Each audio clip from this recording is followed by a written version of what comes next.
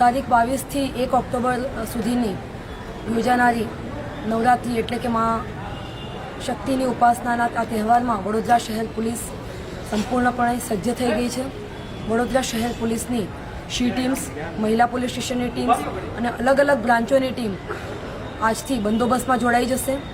વડોદરા શહેર ખાતે જેટલા પણ 700થી વધુ ગરબાઓ થઈ રહ્યા છે અને મોટા ગરબાઓ આ તમામ વેન્યુ ઉપર અમારી શી ટીમની મહિલાઓ અલગ અલગ ડ્રેસમાં ત્યાં બંદોબસ્ત કરશે, જેમાં તેઓ યુનિફોર્મમાં પણ હશે, શી ટીમના ડ્રેસમાં પણ હશે અને સાથે સાથે ટ્રેડિશનલ ડ્રેસમાં પણ ગરબા વેન્યુમાં અલગ અલગ જગ્યાએ ગરબા રમતી પણ બંદોબસ્ત કરતી હશે। જેમાં ગરબાના વેન્યુ ઉપર જે ટપોરી ટાઈપના ઈસમો કે જે અસામાજિક તત્વો છે એના દ્વારા કોઈપણ જાતની કનડગત ન થાય અને મહિલાઓની સુરક્ષા સચવાય એના માટે એમની બાજ નજર રહેશે અને તેઓ કોઈપણ આવો બનાવ ધ્યાનમાં આવશે તો એના વિરુદ્ધમાં કાયદેસરની કાર્યવાહી સુધીના પગલાં થઈ શકે છે, જેથી તમામ ગરબામાં જે જનારું યુથ છે એ ધ્યાન રાખે કે અમારી શી ટીમની બહેનો ત્યાં સતત હાજર હશે।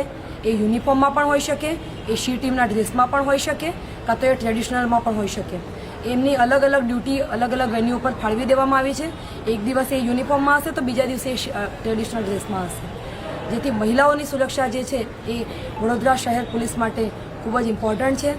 સાથે મહિલાઓ, સિનિયર સિટીઝનો અને બાળકોની સુરક્ષાનું પણ ધ્યાનમાં લેવામાં આવે છે અને એમની પણ સુરક્ષાની જવાબદારી અમારા શિરે છે।